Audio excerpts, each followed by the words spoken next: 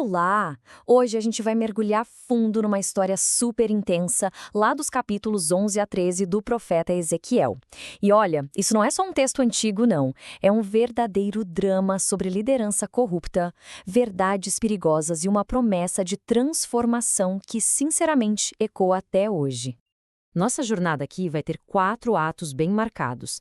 A gente começa com uma metáfora sobre arrogância, passa por uma denúncia de falsas seguranças, vê uma profecia que foi encenada na rua e termina com uma promessa de renovação profunda. Vamos lá. Bom, nossa primeira cena já nos joga direto no centro do conflito. A liderança de Jerusalém, que deveria guiar o povo, estava completamente cega pela própria arrogância. Eles se sentiam, sabe, intocáveis, mesmo com o desastre batendo na porta. Esta única frase aqui, ela resume toda a prepotência dos líderes de Jerusalém. Para eles, a cidade era tipo uma fortaleza impenetrável, a tal panela. E eles eram a carne valiosa, totalmente segura ali dentro. Uma confiança que, como a gente vai ver, era uma completa ilusão. E o que torna essa metáfora ainda mais ousada é que ela parece ser uma resposta direta a outro profeta, Jeremias, que estava aconselhando a rendição. Mas em vez de ouvir, os líderes dobraram a aposta. Eles se sentiam invencíveis dentro da panela, ignorando todos os avisos de que o fogo já estava aceso. É nesse ponto que a profecia vira o jogo de um jeito devastador. Deus pega a metáfora de segurança deles e a transforma numa sentença de morte. A panela não seria um abrigo, mas sim uma sepultura. Os únicos que ficariam lá dentro seriam os mortos, enquanto os líderes arrogantes seriam arrastados para fora para encarar o juízo. Mas a arrogância dos líderes políticos não era o único problema, não. Ela era alimentada por uma corrupção espiritual, uma verdadeira guerra de narrativas que era travada por falsos profetas. Essa frase aqui é o resumo do engano. A crise era iminente, mas os falsos profetas vendiam tranquilidade. E claro, era exatamente o que o povo queria ouvir, uma mentira confortável para não ter que encarar a realidade, que era bem dura. O contraste era gritante.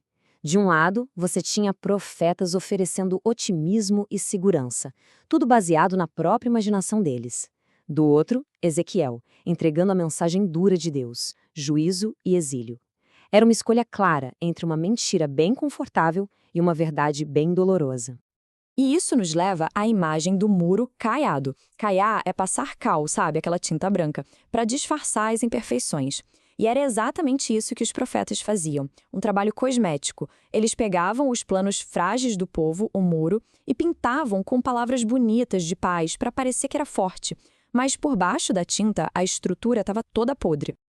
A profecia, então, decreta o inevitável. Uma tempestade viria, a invasão da Babilônia, e esse muro de mentiras simplesmente não ia aguentar. Iria desabar, expondo a verdade nua e crua e arrastando junto todo mundo que depositou sua esperança naquela ilusão. A situação ficou tão grave e as pessoas estavam tão fechadas para a verdade que só falar já não adiantava. Então Deus ordena uma abordagem completamente diferente, quase uma performance, para tentar romper essa barreira. O diagnóstico divino foi direto e reto, cegueira e surdez espirituais. O povo escolheu ignorar os avisos. Por isso, a mensagem precisava se tornar física, visível, impossível de ignorar. Precisava ser encenada à luz do dia. Então, Ezequiel se torna um ator no seu próprio drama profético. Tente imaginar a cena. Em plena luz do dia, ele começa a arrumar as coisas dele para o exílio, cava um buraco na parede da casa e, quando anoitece, foge por esse buraco como se fosse um fugitivo. Uma performance silenciosa, meio bizarra, mas profundamente simbólica. E essa ação de Ezequiel não foi aleatória, claro. Cada gesto era um ensaio, uma prévia do que ia acontecer com o líder de Jerusalém, o rei Zedequias. Aquela encenação era um espelho do futuro, mostrando para todo mundo o destino que os aguardava. A profecia fica incrivelmente específica. E o último detalhe é o mais arrepiante de todos. O rei seria levado à Babilônia, mas não ia ver a terra. Como assim? Como isso seria possível? Pois é, a história nos dá a resposta trágica. Zedequias foi capturado, teve seus olhos vazados e só então foi levado ao exílio, cego. A profecia se cumpriu literalmente. Depois de toda essa densidade, de juízo, de destruição, a narrativa dá uma virada surpreendente. Do meio das cinzas da cidade condenada, surge uma das promessas mais profundas de toda a Bíblia. O juízo não era o fim da história. Para aqueles que seriam levados ao exílio para o chamado remanescente, Deus tinha um plano. E não era só de restauração física, mas de uma renovação espiritual completa, radical. E aqui, no clímax da história, a gente encontra esta promessa incrível: um transplante de coração espiritual. Deus propõe uma verdadeira cirurgia divina para curar a raiz de todo o problema, a dureza do coração humano. A transformação é total. O coração de pedra é inflexível, rebelde, fechado para Deus. Já o coração de carne não. Ele é vivo, sensível, receptivo. A promessa não é de uma simples mudança de comportamento, mas de uma mudança de natureza. É a única coisa que pode levar a um relacionamento verdadeiro com Deus. E a gente termina com esta reflexão.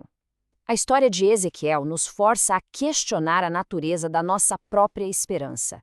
Será que estamos nos apegando a um muro caiado de otimismo vazio ou buscando uma esperança real, que é fundamentada na verdade, mesmo que ela seja desafiadora? A diferença entre os dois pode ser a diferença entre a ruína e a verdadeira renovação.